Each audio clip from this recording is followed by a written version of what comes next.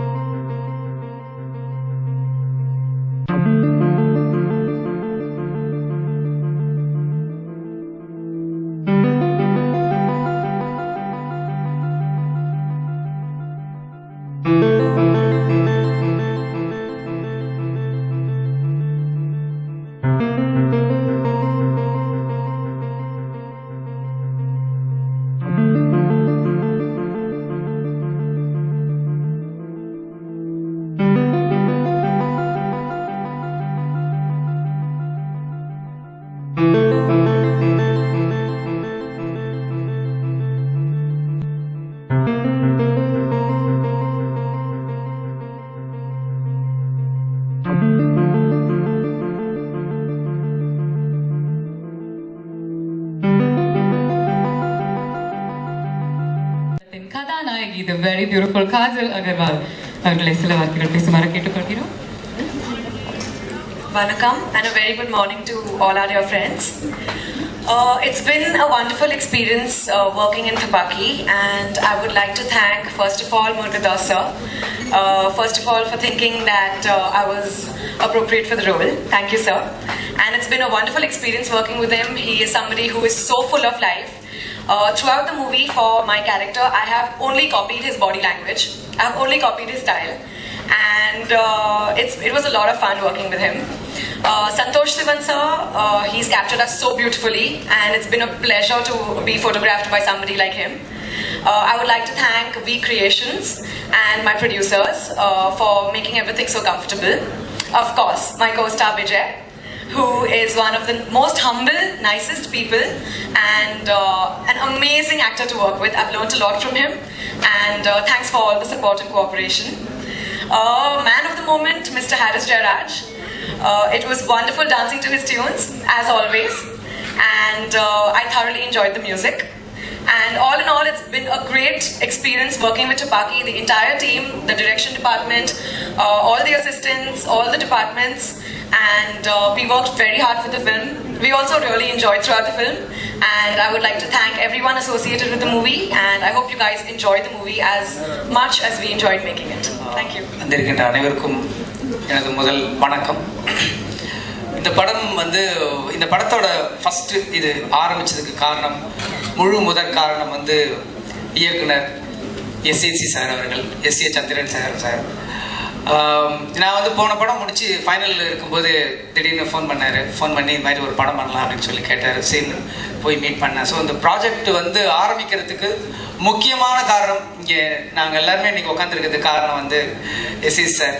அவர் இந்த நேரத்தில் வந்து ரொம்ப நன்றியோடு நினச்சி பார்த்துக்கிறேன். இன்னைக்கு வரேன்னு சொன்னார், வேற ஒரு ஃபங்க்ஷன் இருக்கிறதுனால வந்து ஜாயின் பண்ணிக்குவார்னு நினைக்கிறேன். அவருக்கு என்னுடைய நன்றி காணிக்காக்கிறேன். ரெண்டாவது வந்து இந்த படத்தோட ஃபஸ்ட்டு வந்து ஹீரோ விஜய் சார், அவரோட சேர்ந்து நான் ஒர்க் பண்ணுற முதல் படம். கிட்டத்தட்ட ஒரு 5 வருஷமானு இல்லை, நான் அசிஸ்டன்ட் டைரக்டராக இருந்து ஒரு படம் நாங்கள் 2 பேரும் சேர்ந்து பண்ணணும்னு சொல்லி பிளான் பண்ணிக்கிட்டே இருந்தோம். அது என்னமோ தள்ளி போய்கிட்டே இருந்தது. ஒன்று நான் படம் முடிக்கும்போது அவர் இன்னொரு படத்தில் மிடில் இருப்பார், இல்லைன்னா இப்படி டைம் செட் ஆகாமல் இருந்துச்சு. இது காட் கிரேஸ் வந்து 2 பேருக்கும் ஒரு டைம் கரெக்டாக செட் ஆனதுனால ஒரு நல்ல ஒரு என்டர்டெயின்மெண்ட் படம் அப்படி வந்திருக்கு. நான் வந்து ஃபஸ்ட்டு வந்து விஜய் சார் நினைக்கும் போது நான் உண்மையிலே விஜய் சார் ரொம்ப பிடிக்கும். விஜய் சாரை விட அந்த இமேஜ் எனக்கு ரொம்ப பிடிக்கும். ரொம்ப பெரிய மாஸ் ஹீரோ, ப்ளஸ் வந்து இன்னைக்கு இருக்கிற நம்ம நிறைய இளைஞர்களோட ஒரு ரெப்ரசன்டேட்டிவ் மாதிரி இருக்கிற ஒரு சூப்பர் ஸ்டார் அந்தஸ்தில் இருக்கிறவர் அப்படிங்கிற ஒரு விஷயம் தான் எனக்கு ரொம்ப பிடிச்ச விஷயம். பட் அதெல்லாம் விட ஒரு ஆச்சரியம் வந்து அவரோட ஒர்க் பண்ணும்போது கிடைச்சிது. ஏன்னா வந்து அது அவரோட ஒர்க் பண்ணுற ஃபர்ஸ்ட் படம் ஒர்க் பண்ணுற எல்லா டைரக்டருக்குமே அந்த சர்ப்ரைஸ் இருக்கும்னு நான் கண்டிப்பாக சொல்லேன். ஏன்னா வந்து பயங்கரமான டைமிங்னா வந்து ஷூட்டிங்க்கு வர டைமிங் மட்டும் கிடையாது, ஒரு டைலாக் டெலிவரி பண்ணுறது, ஒரு கொடுத்த விஷயத்தை வந்து ஒரு ஆர்டிஸ்ட் வந்து அப்படியே என்ஹான்ஸ் பண்ணி அதை விரிவு பண்ணி ஸ்க்ரீன் ப்ரெசன்ஸில் வந்து அதை இம்ப்ரூவ் பண்ணுறதுங்கிறது ரொம்ப ஆச்சரியமாகவே இருக்கும் எனக்கு.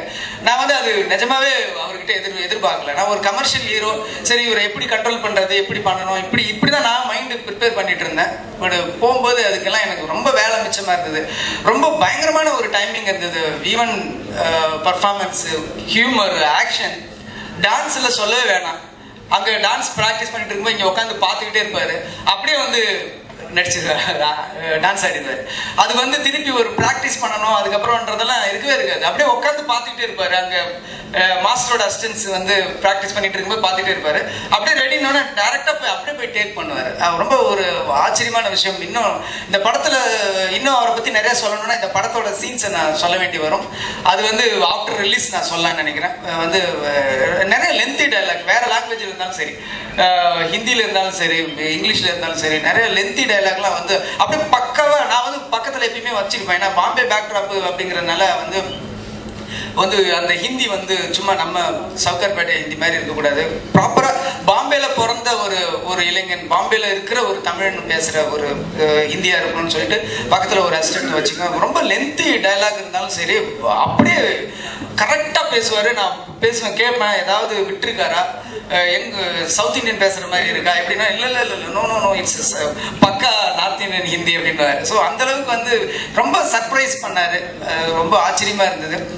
இன்னும் சொல்லப்போனால் இதோட டப்பிங்லாம் கூட நாங்கள் வந்து பாம்பேல தான் பண்ணோம். அந்த பாம்பேல வந்து க்ரௌட் ஒர்க்லாம் பண்ணும்போது பாம்பேல இருக்கிற டப்பிங் ஆர்டிஸ்ட்டு ஆச்சரியப்பட்டு பார்ப்பாங்க. ரொம்ப வெரி குட் ஆர்டிஸ்ட், ரொம்ப க்யூட்டாக இருக்கார் அப்படின்லாம் சொல்லுவாங்க. எனக்கு அப்போ தான் ஒரு விஷயமே தோணுச்சு, விஜய் சாரை வச்சு கூடி சீக்கிரம் வந்து ஒரு நேரடி ஹிந்தி படம் பண்ணணும்னு ஒரு ஆசை கூட எனக்கு தோணுச்சு. அது கூட எப்படியா காட் கிரேஸ் இப்போ பிளான் பண்ண மாதிரி கூடி சீக்கிரம் அந்த ஆசையும் நிறைவேறுன்ற நம்பிக்கை எனக்கு இருக்கு. இந்த படத்துல வந்து ஒரு பாடலும் பாடியிருக்காரு கூகுள்னு. நீங்க வந்து எனக்கு வந்து ஃபர்ஸ்ட் விஷயம் வந்து விஜய் சாரோட ஃபர்ஸ்ட் ஒரு 1 வீக்ல அவரை மேக்சிமம் பிடிச்சிட்டேன். இவர் எவ்வளோ டேலண்ட்டுங்கிறத பிடிச்சிட்டேன். துப்பாக்கி படத்துல வந்து விஜய் சாரோட மேக்சிமம் என்னவோ என்னால முடிஞ்சதை நான் வெளில கொண்டு வந்திருக்கேன். இதுதான் அவரோட மேக்சிமம் சொல்ல முடியாது, என்னோட மேக்சிமம் என்னவோ அதை விஜய் சார் கிட்ட இருந்து நான் வெளில கொண்டு வந்திருக்கேன். இது வந்து இந்த கூகுள் சாங்ல நீங்க கேட்டீங்கன்னாவே புரியும். வந்து இந்த படத்துல பொறுத்த வரைக்கும் ஒரு ஃபுல் ஆல்பம் ஹிட் அப்படிங்கிறது வந்து ரொம்ப ரொம்ப அந்த ட்ரெண்டே இப்போ இல்லைன்னு ஆயிடுச்சு. ஒரு படத்துக்கு வந்து 2 சாங் சூப்பர் ஹிட்டாக இருந்தால் போதும், 3 சாங் சூப்பர் ஹிட்டாக இருந்தால் போதுன்ற மாதிரி வந்துடுது. பட் அந்த மாதிரி ஒரு ட்ரெண்ட் வந்துச்சு. பட் இந்த படத்தில் பொறுத்த வரைக்கும் என்னோட நம்பிக்கை ஆல்பமே ஹிட் ஆகும், ஆல் சாங்ஸ் ஹிட் ஆகும் அப்படிங்கிறது என்னோட ஒரு கான்ஃபிடென்ட் நம்பிக்கை. நீங்கள் அதை சாங் இப்போ உங்கள் கையில் வந்துருக்கும், அதை கேட்கும்போது உங்களுக்கும் கண்டிப்பாக அது ஃபீல் ஆகும். அதுக்கப்புறம் லிரிசிஸ்ட், இந்த பாடலாசிரியர்கள் எல்லாருமே ஒர்க் பண்ணாங்க. ஒவ்வொருத்தரும் ஒரு விதமான ஒரு கலன் வந்து நாமுத்துக்குமாருக்கு ஒரு இயற்கை பெண்ணோட வர்ணிக்கிறதுனா, மதன் கார்கியோட ஒரு குறும்புகள் அந்த மாதிரி விஷயம். அப்புறம் வேகானா ஒரு ஹீரோயிசம் இருக்கணும், ரொம்ப டஃப். ஒரு ஹீரோ வந்து பாட்டு பாடணும், ஆனால் ஒரு தத்துவம் பேசக்கூடாது, தன்னை பற்றியும் பேசக்கூடாது, அப்படி நிறைய கண்டிஷன்ஸ் போட்டு இப்படி பண்ணும் போட்டிருக்காரு. அதை மீறி வந்து ஒரு சாங் எழுதுறதுங்கிறத ஒரு சேலஞ்சாக அமைஞ்சுது. அதே மாதிரி எல்லாருமே வந்து நாமத்துக்குமார் சார் எல்லாமே வந்து இந்த படத்தில் வந்து நல்ல ஒரு வரிகள் போட்டிருக்காங்க. அப்புறம் வந்து நான் பொதுவாக ஒரு படத்தில் வந்து ஒரு ஹீரோயின் ஒர்க் பண்ணுறாங்க அப்படின்னும் போது நான் வந்து அந்த ஒர்க் பண்ணுறவங்களுக்கு அந்த லாங்குவேஜ் தெரிஞ்சிருக்கணும் அப்படின்னு நான் ஆசைப்படுவேன். ஏன்னா நிறைய விஷயங்கள் என்ன வரும்னா, நம்ம வந்து ஒரு 4 வரி டைலாக் அந்த ஹீரோயின் பேசுகிறாங்கன்னா பாதியிலே கட் ஆகிட்டே இருக்கும், டைலாக்கே கம்ப்ளீட் பண்ண முடியாமல் கட் ஆகிட்டே இருக்கும். அது வந்து ஒரு கட்டத்துக்கு மேலே நமக்கு என்ன ஆயிடுச்சுன்னா, ஐயோ இந்த பொண்ணு இந்த 4 வரியை பேசிட்டாவே போதுன்னு ஆகிடும். அதுக்கப்புறம் நம்ம டப்பிங்கில் பேசிக்கலாம், அங்கே பேசிக்கலாம் அப்படின்னு சொல்லிட்டு அந்த 4 வரி பேசி முடிச்சிட்டாவே டேக் ஓகேன்றோம். அதுக்கப்புறம் அதை என்ன இம்ப்ரூவ் பண்ணலாம் நம்ம பின்னாடி யோசிக்கலாம் அப்படின்னு நினச்சி விட்டுருவோம். பட் காஜல் அகர்வாலோட ஒர்க் பண்ணும்போது எனக்கு வந்து அதே பயம் இருந்தது. ஐயோ இது என்னடா இது போட்டு தமிழை கடைசி உதறிடுவோம் அப்படின்னு நினச்சி நான் பயந்தேன். பட் உண்மையிலே வந்து டயலாக் எல்லாமே ரொம்ப மக பண்ணி, கண்டிப்பா நீங்க வந்து ஒரு தமிழ் தெரியாத ஒரு பொண்ணு, ஒரு நார்த் இந்தியன் கேர்ள் வந்து இந்த படத்துல இந்த பர்ஃபார்ம் பண்ணியிருக்காங்கன்னு ஒரு நிமிஷம் படம் பார்க்கும்போது அந்த ஆங்கிள் யோசிச்சு பாருங்க, உங்களுக்கு பெரிய ஆச்சரியமா இருக்கும். ஒவ்வொரு வரிக்கும் அப்படியே கரெக்டா ஒரு சென்னை பொண்ணு எப்படி ஒரு தமிழ் பேசுவாங்களோ அந்த அளவுக்கு வந்து அந்த பாடி லாங்குவேஜ், லிப் மூமெண்ட், ஒரு இடத்துல கூட லிப் சிங்க் அடிக்காது. வேற ஒன்று பேசி நாங்கள் மேனேஜ் பண்ணதே கிடையாது. வெரி குட் பர்ஃபார்மர், ரொம்ப நல்லா பண்ணியிருக்காங்க. டான்ஸ் ஆகட்டும், ஈவன் வந்து ரொமான்ஸ் சீன் எல்லாத்துலேயுமே வந்து ரொம்ப பண்ணியிருக்காங்க. அவங்களுக்கும் நான் வந்து இந்த நேரத்தில் வந்து தேங்க்ஸ் சொல்லிக்கணும். அதுக்கப்புறம் வந்து என்னோட யூனிட் மற்ற ஆர்ட் டைரக்டர் ஜெகன் ஒரு ஆர்ட் அசிஸ்டன்ட் கூட ரொம்ப நல்லா ஒர்க் பண்ணார். ஒரு விஷால்னு ஒரு ஏஜென்ட் ஷூட்டிங்கில் வந்து ஈவன் நான் சொல்ல போனா வந்து இந்த படத்தில் வந்து ஒரு ப்ரொடக்ஷன் மேனேஜர் கூட வந்து ஒரு ஜாஸ்தி வந்து நாங்கள் பப்ளிக் ரியல் லொக்கேஷனில் ஷூட் பண்ணிகிட்டே இருப்போம். ஏதோ ஒரு டிஸ்டர்பன்ஸ், யாரோ ஃபோன் பண்ணுவாங்க, திடீர்னு வந்து கேமரா தூக்கிட்டு போயிடுவாங்க. நாங்கள் உள்ளே போய் நாங்கள் உட்காந்து இறங்கி ஒரு 2 ஷாட் எடுக்கிறதுக்கு முன்னாடி போலீஸ் வண்டி வந்துடும். ஸோ இது மாதிரி மேனேஜர் வந்து சுந்தரராஜன் சார்லாம் ஜாஸ்தி ஸ்பாட்டில் இருந்ததை விட ஸ்டேஷனில் தான் ஜாஸ்தி இருந்தார் அவர். நாங்கள் ஷூட்டிங் பண்ணிகிட்டே இருக்கும்போது ஒரு போலீஸ் வண்டி வரும், நாங்கள் அதை மைண்டில் ஏற்றிக்கிட்டா ஷூட் பண்ண முடியாதுன்னு சொல்லிட்டு இங்கே ஷூட் பண்ணிக்கிட்டே இருக்கும்போது திடீர்னு பார்த்தா அந்த கூண்டுக்குள்ளே அவர் உட்காந்து கை கட்டிகிட்டே போவார். ஸோ அந்த மாதிரி நிறைய பேரோட ஒரு கூட்டு முயற்சி. பத்திரிகையாளர்கள் எல்லாரும் உங்களோட சப்போர்ட் வேணும். இந்த படத்தை பற்றி நான் சொல்லணும்னா, இந்த படம் வந்து நிச்சயமாக வந்து விஜய் சாரோட ஃபேன்ஸ் அல்லாதவர்கள் கூட ஒரு 5 தடவை பார்த்தா கூட போர் அடிக்காத ஒரு படமா இருக்கணும் அப்படிங்கிறது தான் எனக்குள்ள நான் மைண்டுக்குள்ள ஏற்றிக்கிட்டது. உங்களுக்கும் அந்த மாதிரி இருக்கும். இந்த படத்துல பொதுவாகவே வந்து நாங்கள் எல்லாமே ஒரு சீஃப் டெக்னீஷியன்ஸ் இந்த மாதிரி ஒர்க் பண்ணோம். எங்கள் எல்லாரையுமே வந்து மேடையில் வச்சு கௌரவப்படுத்தினீங்க. இப்போ எல்லாருமே வந்து சேனல்ஸில் பார்ப்பாங்க.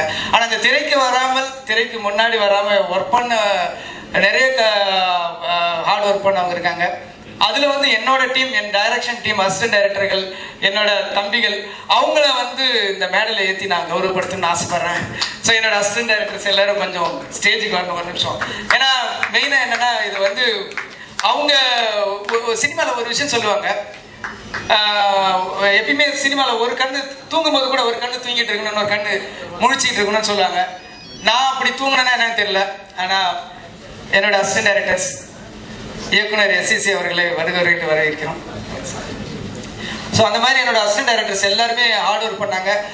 என்னால் உறுதியாக சொல்ல முடியும், ஃபிசிக்கலாக என்னை விட ஹார்ட் ஒர்க் பண்ணாங்க என்னோட அசிஸ்டன்ட் டைரக்டர்ஸ்.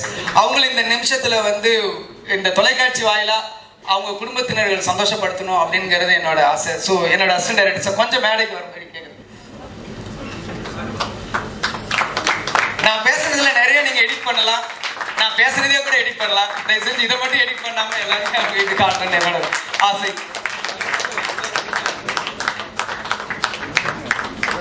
சில நேரத்துல வந்து ஷூட்டிங் ஸ்பாட்ல வந்து நானே அசந்தாலும் அசராதவர்கள் என்னுடைய அசிஸ்டன்ட் டைரக்டர்ஸ். நிச்சயமா வந்து எதிர்கால சினிமாவில் அவங்களுக்கு ஒரு நல்ல இடம் இருக்கு. உங்களோட சப்போர்ட், பத்திரிகையாளர்கள் எல்லாரோட சப்போர்ட்டும் அவங்களுக்கும் இருக்கணும். எங்களுக்கு இருக்கோ இல்லையா அவங்களுக்கு இருக்கும்னு நினைச்சு நான் அவங்களுக்கும் உங்க சார்பாக என்னோட தேங்க்ஸ் சொல்லிக்கிறேன். மற்றபடி இந்த படத்தை வந்து ஒரு வெற்றி படமாக ஆக்கணுங்கிறத இது நிறைய தியேட்டர்ஸ் ஓனர்ஸ், டிஸ்ட்ரிபியூட்டர், எக்ஸிக்யூட்டர்ஸ், அப்புறம் தியேட்டரில் இருக்கிறவங்க நிறைய பேரோட ஒரு ஹார்ட் ஒர்க் இருக்குது. இந்த படம் ஆரம்பிச்சதுலேருந்து நிறைய தடைகள். ஒரு போஸ்டர் ரிலீஸ் பண்ணால் அதுக்கு பிரச்சனை வந்தது, டைட்டில் ரிலீஸ் பண்ணால் பிரச்சனை வந்தது, எல்லாத்துக்குமே பிரச்சனை வந்தது. பட் ஒன்று போராடி சக்ஸஸ்ஃபுல்லாக இன்றைக்கி நிறுத்திட்டோம். தீபாவளி அன்னைக்கு, தீபாவளிக்கு இன்னும் ஒரு 3 நாளைக்கு முன்னாடியே கூட இந்த படத்தை ரிலீஸ் பண்ணலான்னு சொல்லி தயாரிப்பாளர் சார்பாக நாங்கள் எல்லாருமே பிளான் பண்ணிட்டு இருக்கோம். நிச்சயமாக இது ரசிகர்கள் எல்லாருக்கும் வந்து ஒரு மிகப்பெரிய வரவேற்பை பெறுன்றது என்னோட நம்பிக்கை. இந்த படத்தை நான் மெயினாக ஆரம்பிக்கிறதுக்கு முக்கியமான காரணம் எஸ்எஸ் சார். அது அவர் நான் சொல்லும்போது அவர் இல்லை, இப்போ அவர் வந்திருக்காரு. Thank you sir. இந்த படம் இன்னைக்கு நாங்கள் எல்லாருமே சந்தோஷமா இருக்கிறதுக்கு நீங்கள் தான் காரணம். அதுக்கு என்னோட நன்றிங்க சார்.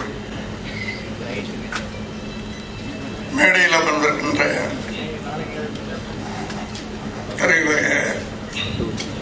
பெரியவர்களே, நண்பர்களே, இங்கு வருகை இருக்கின்ற நண்பர்களே, பத்திரிகை தொலைக்காட்சி தோழர்களே, ஒரு சந்தோஷமான விஷயம். ஆனால் நான் தாமதமாக வந்துட்டேன். அது காரணம் நான் இருக்கிற பதவி. காலையில் சுமார் 35 வருஷமாக எங்களோடு பணியாற்றி கொண்டிருக்கின்ற PRO செல்வகுமார் அவர் இன்று தயாரிப்பாளராக மாறுகிறார், பிளஸ் இயக்குனராக மாறுகிறார். அவருடைய பூஜை, அங்கு செல்ல வேண்டிய கட்டாயம். அதை முடித்துவிட்டு ஏற்கனவே ஒப்புக்கொண்ட விஜயநகரம் ஆடியோ ரிலீஸ் சத்யம் தியேட்டர்ல. நான் உங்களுக்கு தெரியும், அங்கே போகலைன்னா உள்ள படம் ஆடியோ ரிலீஸ் இருந்துச்சு, அதனால அங்கே போகல அப்படின்ற கெட்ட பேர் வந்துடும். இங்கே கெட்ட பேர் வந்தாலும் பரவாயில்ல, என்னை புரிந்து கொண்டவர்கள் மேடையிலே இருக்கிறார்கள். தாமதமாக வந்தாலும் பரவாயில்லை, அப்படி விழா முடிஞ்சு வந்தாலும் பரவாயில்லை. என் மனைவி எனக்கு போன்ல பேசிட்டே இருந்தாங்க, நான் என்னமா பண்றது, இது பிஆர்ஓக்கள் செய்கின்ற சிறு தவறு. ஒரு ஃபங்க்ஷன் இருக்கும்போது இன்னொரு ஃபங்க்ஷன் அந்த பிஆர்ஓக்கள் பண்ண மாட்டாங்க. இதுல எப்படியோ தவறி பண்ணிட்டாங்க, அதனால தாமதமாக வந்திருக்கிறேன். இந்த படம் வெற்றி பெறும் அப்படின்னு நான் சொன்னேன்னா அது என்னமோ வந்து ஜோக் அடிக்கிற மாதிரி இருக்கும். ஏன்னா இயக்குனர் அப்படி வெற்றிகளையே தந்து பழகிவிட்ட ஒரு இயக்குனர். இந்த படம் ஆரம்பிச்ச கதையை பத்தி எல்லாரும் சொல்லியிருப்பாங்கன்னு நினைக்கிறேன். அதாவது நான் 2-3 வருஷத்துக்கு ஒரு தரம் தான் என் பிள்ளைகிட்டே நான் கால் ஷீட் வாங்கி படம் பண்றது. அப்படி ஒரு படம் எனக்கு கொடுப்பான்னு கேட்கும்போது அவர் என்ன சொன்னார்னா, எனக்கு பெரிய டைரக்டர் கொடுங்க, பெரிய காம்பினேஷன் கொடுங்க, நான் வந்து கால் ஷீட் தரேன். சரி, பெரிய டைரக்டர்னா யாரும் தேடி தேடி பார்க்கும்போது என் கண்ணில் பட்டவர் AR முருகதாஸ். அவர்கிட்ட போய் அப்ரோச் பண்ணும்போது பெரிய அமௌண்ட் கேட்டார். நான் ஒண்ணுமே பேசல. தப்பா எடுத்துக்காதீங்க, அவர் வேல்யூக்கு அவர் கேட்டார். அவருக்கு இருக்கிற வேல்யூக்கு அவங்கவுங்க கேட்கிறாங்க. சினிமா உலகத்துல எல்லாருமே டிமாண்ட் பண்றது அவங்களுக்கு வேல்யூ இருக்கிறதுனால டிமாண்ட் பண்றாங்க. வீட்டுல சும்மா உட்கார்ந்து இருந்தாங்கன்னா நம்ம போய் கூப்பிடவும் போறதில்ல, அவங்க டிமாண்டும் பண்ண போறது. சோ அந்த வேல்யூ வச்சுட்டு அவர் கேட்டார். நான் ஒண்ணுமே பேசல. சரி, விஜயும் AR முருகதாசும் சேர்ந்தால் எனக்கு ஒரு பெரிய லாபம் கிடைக்கும், அந்த லாபத்துல கொஞ்சம் குறைஞ்சிட்டு போகுது அப்படின்னு ஒத்துக்கிட்டேன். நான் ஒண்ணுமே பேசல. சரிப்பா, நான் AR முருகதாஸ் அவர்களை பிக்ஸ் பண்ணிட்டேன், ஓகேயா? அவருக்கு முதல்ல அட்வான்ஸ் பண்ணிட்டு வாங்க, நான் அட்வான்ஸ் வாங்குறேன், 2வது கண்டிஷன்.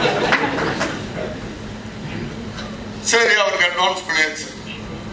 அதை கன்ஃபார்ம் பண்ணிக்கிறார் போன் பண்ணி, சார் அப்பா அட்வான்ஸ் கொடுத்துட்டாங்களா? வாங்கிட்டேன் சார்.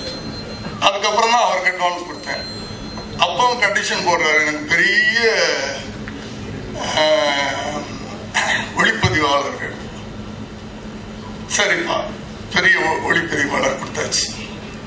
இப்படி ஒரு பெரிய கதாநாயகி வேணும். அவளை கஷ்டப்பட்டு தங்கதுரை இங்க இருக்காரா இல்லையான்னு தெரியல.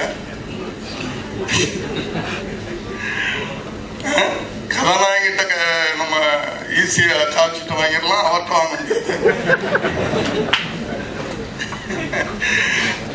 அவரை பிடிச்சு பேசி பேசி வாங்கி இப்படி இத்தனை பேருக்கும் அட்வான்ஸ் கொடுத்தாச்சு.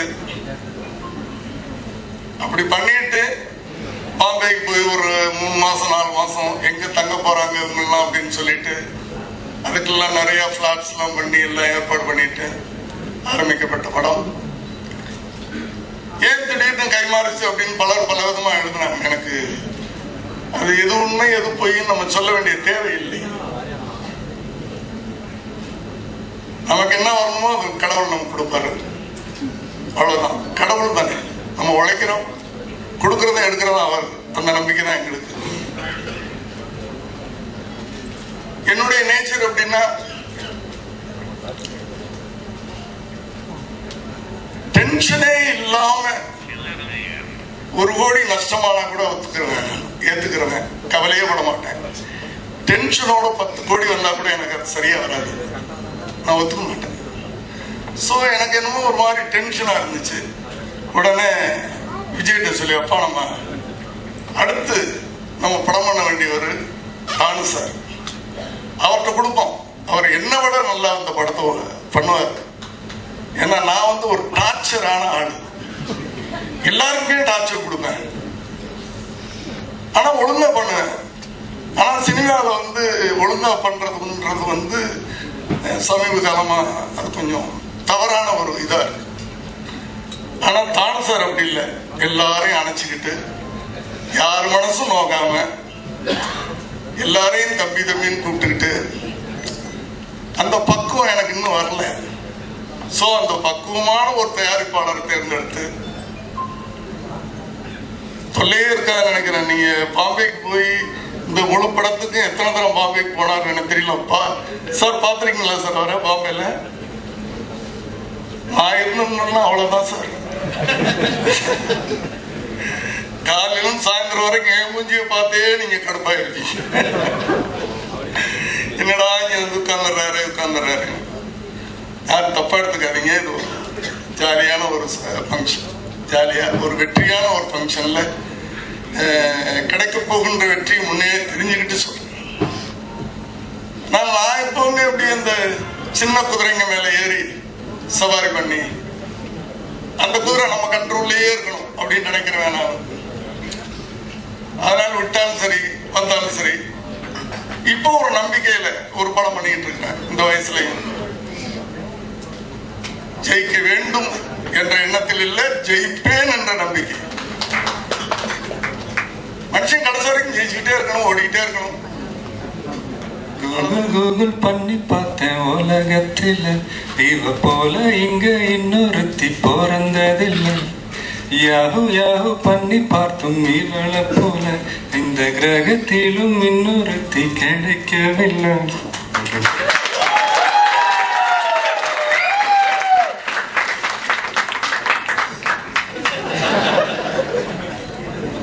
வந்திருக்கும் பத்திரிகை நண்பர்கள், என்னுடைய சக நண்பர்கள், மேடையில் இருக்கும் பெரியவர்கள், அதர் ஸ்டேட்ஸ்லேருந்து வந்த பத்திரிகை நண்பர்கள், ஹைதராபாத், கேரளா, எல்லா இடத்துலேருந்து வந்திருக்காங்கன்னு சொன்னாங்க.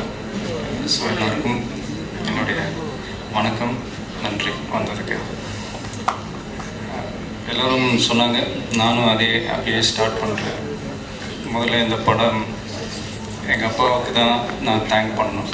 இப்படி ஒரு ட்ரீம் ப்ராஜெக்ட்னு தான் நான் சொல்லுவேன். இப்படி ஒரு combination, Murugaraj sir, Santosh Sivan sir, Harris Jayaraj sir, இந்த ஒரு டீம், தானு சார், எல்லாமே எனக்கு அமைச்சு கொடுத்தது எங்கள் அப்பா தான்.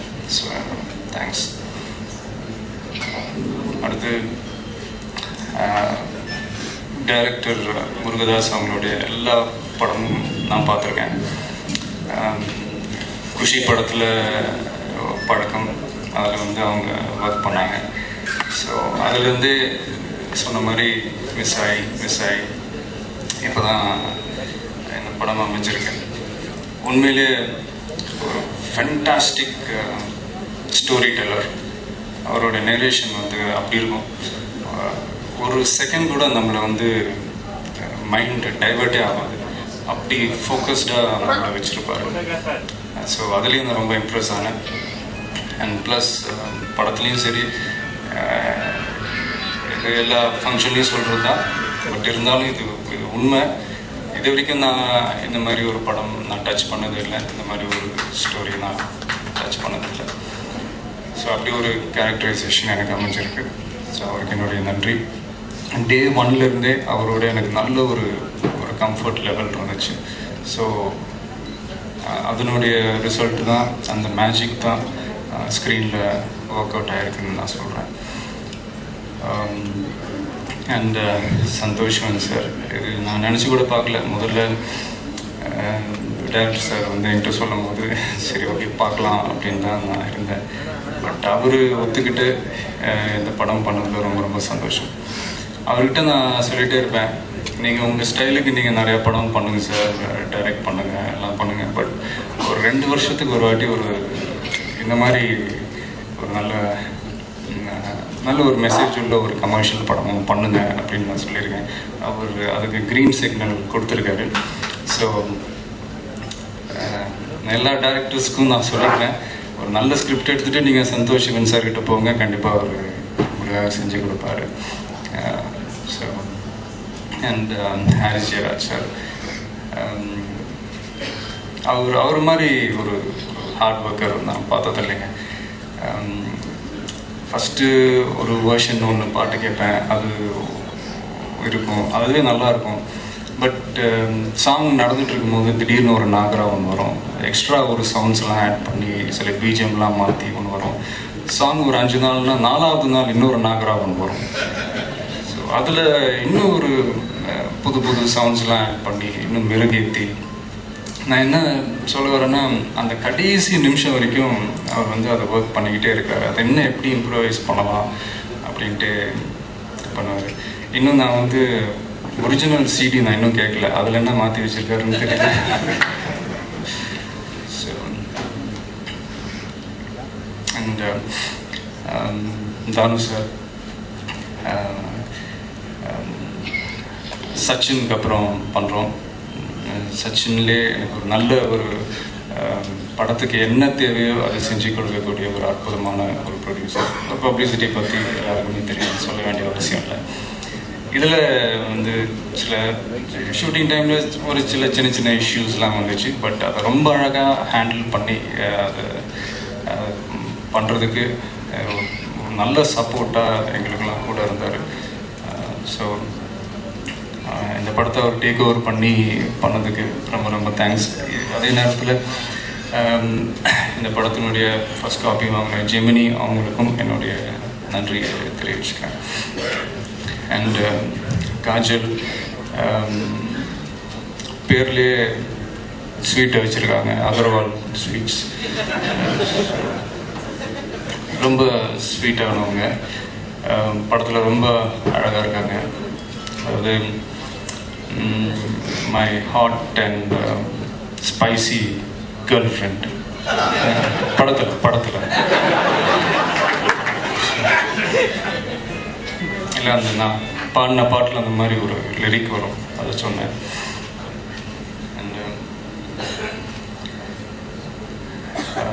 இந்த மேடையில் இருக்கிற அத்தனை லிரிக் ரைட்டர்ஸ், முத்துக்குமார் அவர்கள், விஜய் அவர்கள், மதன் கார்கே அவர்கள், எல்லாருக்கும் என்னுடைய வாழ்த்துக்கள். அண்ட் ஆக்சுவலாக நான் பேசும்போது அசிஸ்டன்ட் டைரக்டர்ஸை பற்றி நான் பேசணும்னு நான் நினச்சிக்கிட்டே இருந்தேன். சாரை கூப்பிட்டு நல்ல மரியாதை பண்ணிட்டாங்க. ஸோ அவங்க எல்லாருக்கும் 4 இயக்குனர்கள் தான் உண்மையிலேயே பயங்கர ஹார்ட் ஒர்க்கர்ஸ். ஸோ என்னோட சேர்ந்து இந்த படத்தில் ஒர்க் பண்ண அத்தனை நடிகர்கள், நடிகைகள் எல்லாருக்கும் இந்த படம் வெற்றி அடைய என்னுடைய வாழ்த்துக்கள். சூப்பர் சிங்கர் 2012 வெற்றியை தொடர்ந்து 2வது முறையாக தூரிகை நடாத்தும் ஓவர்டேல் சூப்பர் சிங்கர் 2013. ஐரோப்பாவின் இனிய குரலுக்கான தேடல். தென்னிந்திய பின்னணி பாடகர் நடுவராக கலந்து சிறப்பிக்க உள்ளார். தெரிவு போட்டி நடைபெறும் நாட்கள் 2012 அக்டோபர் மாதம் 20 மற்றும் 21. விண்ணப்ப படிவங்களுக்கும் விவரங்களுக்கும் www.tourihe.com www.fortamilmedia.com. சுவிட்சர்லாந்து தவிர்ந்த ஏனைய ஐரோப்பிய நாடுகளில் வசிப்பவர்கள் வீடியோ பதிவினூடாகவும் தெரிவு போட்டியில் கலந்து கொள்ளலாம்.